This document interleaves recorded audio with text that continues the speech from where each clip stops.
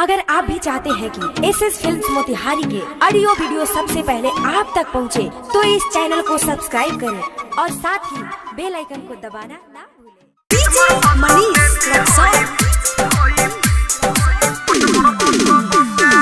धीरे धीरे काम करी बात मानी रहुआ, धीरे धीरे काम करी बात मानी रहुआ। चित मोर बात बेबी होई पट मोर बात बउआ, कि चित मोर बात बेबी होई पट मोर बात बउआ। धीरे धीरे काम करी बात मानी रहुआ, धीरे धीरे काम करी बात मानी रहुआ। कि चित मोर बात बेबी होई पट मोर बात बउआ, हो चित मोर बात बेबी होई पट मोर बात बउआ।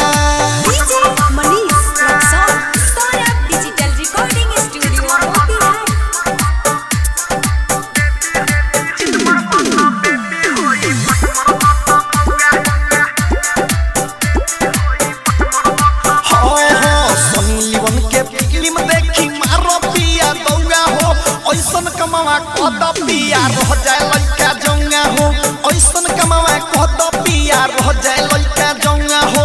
उठावा के लाली चूसो जानो हमरा रस के, मारो न पलंगिया पकोरावा में कस के, मारो न पलंगिया पकोरावा में कस के। आज के रात तू लगाई लन लंगा, आज के रात तू लगाई लन लंगा। चित मोर बात बेबी होई पट मोर बात बउआ, हो चित मोर बात बेबी होई पट मोर बात बउआ। DJ Manish Saurabh digital recording studio Motihari.